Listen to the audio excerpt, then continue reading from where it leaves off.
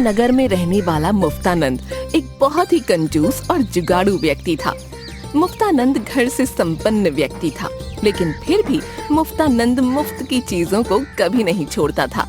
इसलिए गांव वालों ने उसका नाम मुफ्तानंद रख दिया। अरे भैया वो देखो, मुफ्तानंद जा रहा है। अरे आओ भाइयों आओ, इस मुफ्तानंद के थोड़े मजे लेते हैं भैया। अरे हाँ, क्यों नहीं भाई।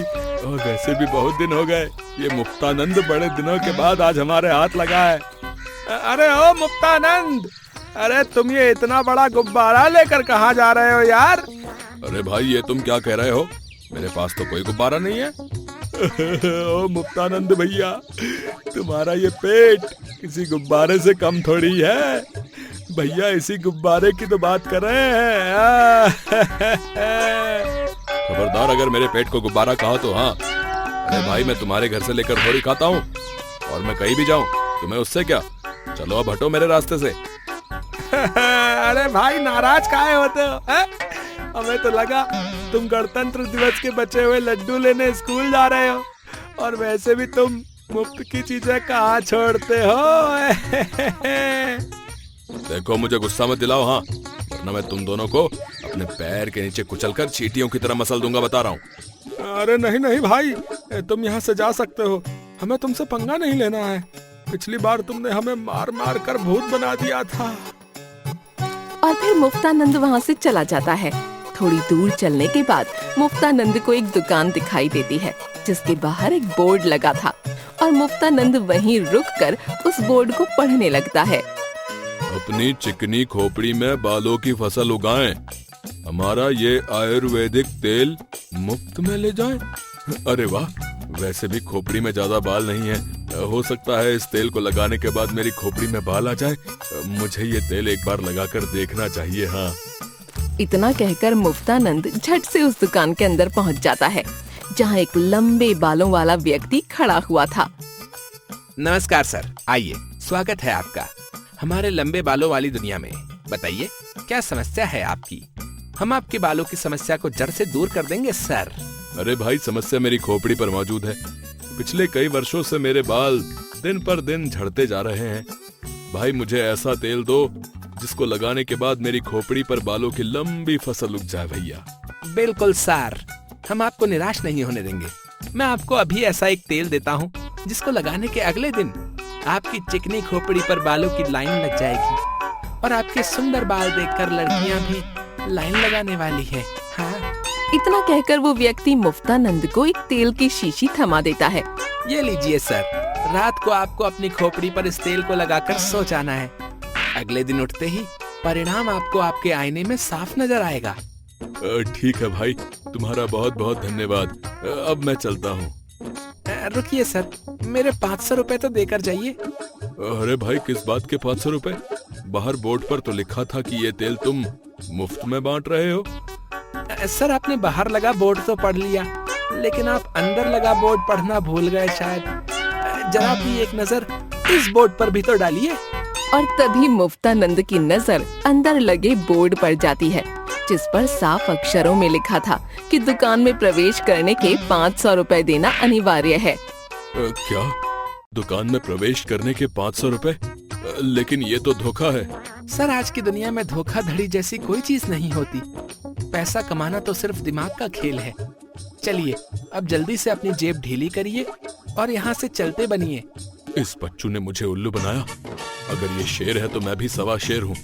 अभी इसको मजा चखाता हूँ। क्या हुआ सर, क्या सोच में पड़ गए? अरे भाई, मैं तो ये सोच रहा था कि तुमने मुझे इतनी बढ़िया चीज दी है, तो इस चीज के 500 रुपए तो बनते हैं। मैं अभी तुम्हें पूरे 500 रुपए देता हूँ। भाई 500 रुपए मैंने तुम्हारी शर्ट की जेब में रख दिए हैं। ठीक है, अब मैं चलता हूँ। और हाँ, नोट को थोड़ा ध्यान से निकालना, क्योंकि नोट कड़क है, कहीं उसको किसी की नजर ना लग जाए।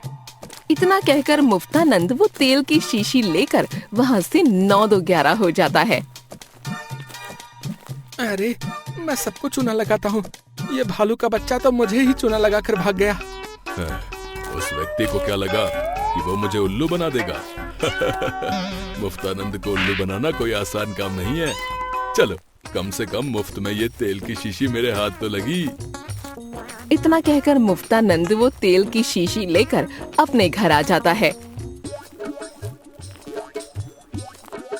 आ गए महाराज, क्या मैं जान सकती हूँ कि आप इतनी देर से कहाँ थे और आपके हाथ में ये तेल की शीशी कैसी? वो भाग्यवान, आज बाजार में एक व्यक्ति मुफ्त में तेल की शीशी बांट रहा था, बस इसी को लेने में देर लग गई। ओहो, आपकी मुफ्त में चीजें बटोरने की आदत पता नहीं कब जाएगी। लेकिन हमारे घर में तो पहले से ही तेल की शीशी मौजूद है, तो फिर आप इसे लेकर क्यों आए? अरे भाग्यवान, ये कोई मामूली तेल की शीशी नहीं है। इस तेल को लगाने के बाद व्यक्ति के सिर पर घने बाल आ जाते हैं। उस व्यक्ति ने कहा है कि ये तेल रात को अपने बालों में लगाकर सो जाना और फिर अगले दिन मेरा ये उजड़ा हुआ चमन खिल उठेगा। हाँ। अच्छा, कहीं ऐसा ना हो कि इस तेल को लगाने के बाद आपके बचे कुचे बाल भी छूमंतर हो जाएं। शुभ शुभ बोलो भाग्यवान। और वैसे भी मुझे इस तेल पर पूरा भरोसा है, क्योंकि जिस व्यक्ति ने मुझे ये तेल दिया है उसके बाल तुम्हारे बालों से भी ज्यादा बड़े थे, समझी? ठीक है, जैसी आपकी मर्जी। अभी तो वक्त ही बताएगा कि आपकी चिकनी खोपड़ी में बाल आएंगे या फिर जाएंगे। रात को मुफ्तानंद उस तेल को अपने सिर में लगाकर सो जाता है और फूलवती भी अपने कमरे में सोने के लिए चली जाती है।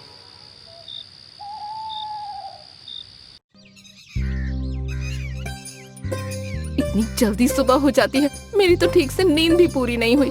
रात भर मच्छरों ने काट काट कर मेरा हलवा बना दिया और ये महाराज खर्राटे लेकर अभी तक सो रहे हैं।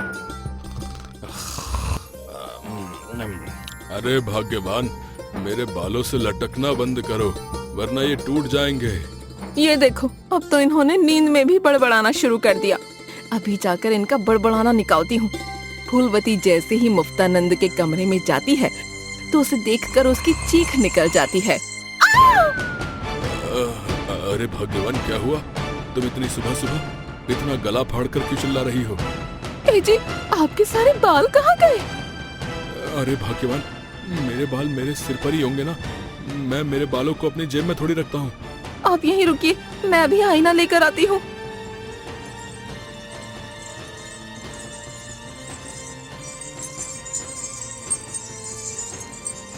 जैसे ही मुफ्तानंद अपने सिर को आईने में देखता है, उसके होश उड़ जाते हैं और वो फूट फूट कर रोने लगता है। भाग्यवान, तुमने सही कहा था। वो तेल मुझे अपने बालों में नहीं लगाना चाहिए था। मेरे बच्चे कुछ बाल भी झड़ गए। अरे मैंने तो आपसे पहले ही कहा था, लेकिन आपने मेरी एक ना सुनी। अब गांव के सारे लोग आपको टकलू टकलू कहकर चिढ़ाएंगे। भाग्यवान, मैं उस व्यक्ति को छोड़ूंगा नहीं। मैं अभी उसकी खबर लेकर आता हूँ।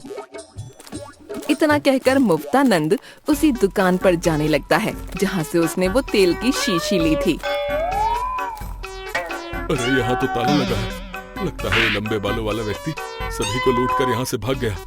अगर ये कहीं पर दिख गया ना तो मैं इसको मार मार कर गंजा कर दूंगा। हाँ। ऐसे ही कुछ दिन बीत जाते हैं। मुफ्तानंद अब गंजा हो चुका था और फिर वो एक दिन अपनी पत्नी के साथ कुछ काम से बाजार जाता है। तभी उनको वहाँ पर गोलगप्पे की रेड़ी दिखाई देती है। ए जी, बहुत दिन हो गए मैंने गोलगप्पे नहीं खाए। आज मेरा गोलगप्पे खाने का बहुत मन कर रहा है। चलिए ना, गोलगप्पे खाते हैं। हाँ भाग्यवान, क्यों नहीं। गोलगप्पे तो मुझे बहुत ही अधिक पसंद है और मुफ्त की पापड़ी खाने का तो मजा ही अलग है। आहा, ये सोचकर तो मेरे मुंह में पानी आ गया। चलो गोलगप्पे खाने चलते हैं। इतना कहकर वो दोनों गोलगप्पे खाने के लिए गोलगप्पे की रेड़ी के पास पहुंच जाते हैं। अरे ओ गोलगप्पे वाले भैया, कितने रुपए प्लेट है गोलगप्पे? भैया जी, सिर्फ 20 रुपए प्लेट है गोलगप्पे। बताइए कितने प्लेट लगा दूं? क्या 20 रुपए प्लेट? अरे भाई, बड़ी लूटपाट मचा रखी है तुमने। जब मैं छोटा था तब गोलगप्पे 5 रुपए प्लेट हुआ करते थे। अब सीधा 5 रुपए से 20 रुपए हो गए। अरे भैया जी, अब महंगाई बढ़ चुकी है। पहले के दिन और अभी के दिनों में जमीन आसमान का अंतर आ चुका है। कोई अंतर नहीं आया है। चलो अब जल्दी से हम दोनों को 5-5 रुपए के गोलगप्पे खिला दो। ठीक है भाई साहब, जैसी आपकी मर्जी। मैं अभी आप दोनों को 5-5 रुपए के गोलगप्पे खिला देता हूँ। और फिर वो गोलगप्पे वाला मुफ्तानंद और फूलवती की प्लेट में एक एक गोलगप्पा रख देता है और वो दोनों गोलगप्पे खाने लगते हैं। आहा, इस गोलगप्पे का स्वाद तो बहुत ही बढ़िया है, इसे खाकर तो मजा ही आ गया। अरे भाई तुम रुक क्यों गए, और गोलगप्पे खिलाओ ना। अरे ओ भाई, 5 रुपए में केवल एक ही गोलगप्पा आता है। चलो अब जल्दी से मेरे पैसे दो और जाओ यहाँ से। अरे दे रहा हूँ भाई, मैं तुम्हारे पैसे लेकर कहीं भाग थोड़ी रहा हूँ। चलो अब कम से कम सूखी पापड़ी तो खिला दो। हे भगवान, ये आदमी कितना कंजूस है। पहले तो 5 रुपए के गोलगप्पे खिलाकर हमारी नाक कटा दी और ऊपर से सूखी पपड़ी मांग रहा है। अरे ओ भाई साहब, 5 रुपए के गोलगप्पे खाए आपने और ऊपर से सूखी पापड़ी मांग रहे हो। भाभी जी, अपने इस कंजूस पति को समझाओ, वरना मुझे आप दोनों को धक्के मारकर यहाँ से भगाना होगा। अब भैया जी, इनकी तरफ से मैं आपसे माफी मांगती हूँ। ये लीजिए आपके पैसे। और फिर फूलवती गोलगप्पे वाले को पैसे देकर मुफ्तानंद को वहाँ से ले जाती है। अरे भाग्यवान, तुम मुझे वहाँ से खींच क्यों लाई? उस गोलगप्पे वाले से सूखी पापड़ी लेना अभी बाकी है। चलो हम उससे सूखी पापड़ी लेकर आते हैं। हाँ, चुपचाप घर चलिए, वरना आपको सभी के सामने झाड़ू से मारूंगी। आज आपने उस गोलगप्पे वाले के सामने हमारी नाक कटा दी। भला 5 रुपए के गोलगप्पे कौन खाता है? अरे तो इसमें नाक कटने वाली क्या बात है भाई, हैं? अगर हम उस गोलगप्पे वाले से 20 रुपए के गोलगप्पे लेते तो हमको घाटा हो जाता। हाँ, अगर आप उस गोलगप्पे वाले को 20 रुपए दे देते तो आपकी जमा पूंजी खाली नहीं हो जाती। अब चुपचाप चलिए, वरना मुझसे बुरा कोई नहीं होगा। थोड़ी दूर चलने के बाद मुफ्तानंद को 2 बच्चे पतंग उड़ाते हुए दिखाई देते हैं, जिनमें से एक बच्चे की पतंग कट जाती है। अरे भाग्यवान, वो देखो, वो पतंग कट चुकी है। मैं अभी उस पतंग को पकड़ कर लाता हूँ। हाँ, अरे क्या आपका दिमाग खराब हो गया है? भला आप उस पतंग का क्या करेंगे? भाग्यवान, तुम्हें तो पता ही है कि मैं मुफ्त की चीजों को नहीं छोड़ता, और ये पतंग मुझे मिल गई तो जब हमारा बच्चा होगा तो वो इस पतंग को उड़ाएगा। हाँ, हे भगवान, क्या करूं मैं इस आदमी का? 5 रुपए की पतंग के पीछे ऐसे पड़े हुए हैं जैसे कोई सोने की चीज हो। मुफ्तानंद फूलवती की एक नहीं सुनता और वो उस पतंग को पकड़ने के लिए उसके पीछे भागता है और पतंग उड़ते हुए सीधे बीच सड़क पर पहुंच जाती है। वो रही पतंग, अभी उसको लेकर आता हूँ।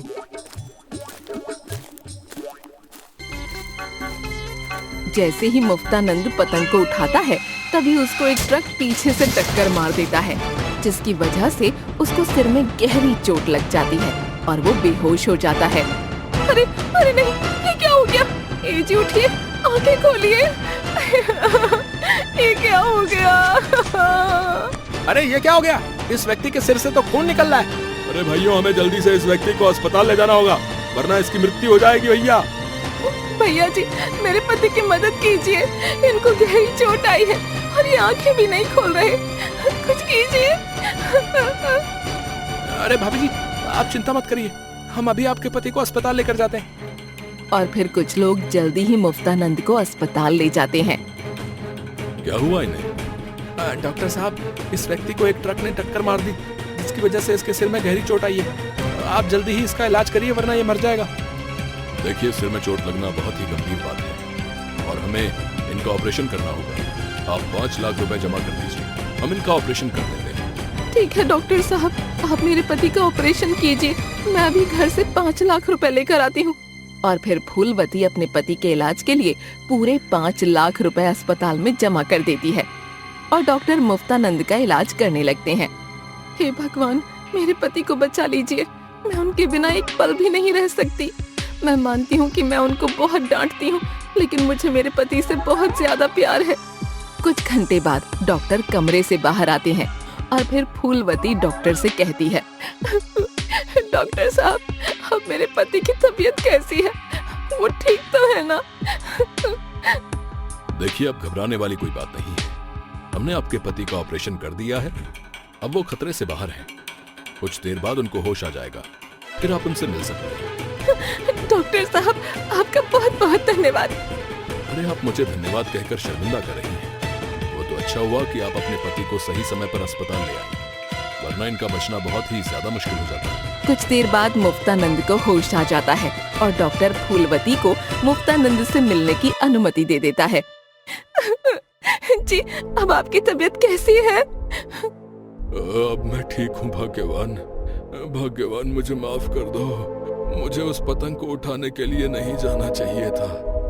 जी, मैंने तो आपसे पहले ही मना किया था, लेकिन आपने मेरी एक न सुनी। 5 रुपए की पतंग के पीछे आज आपकी जान जाते जाते बची। मुझे माफ कर दो भाग्यवान, मैं अब कभी भी लालच नहीं करूंगा। आज मुफ्तानंद को अपने लालच के कारण मौत की राहों से गुजरना पड़ा, लेकिन आज उसको बहुत ही बड़ी सीख मिली कि हर जगह कंजूसी और लालच अच्छा नहीं होता।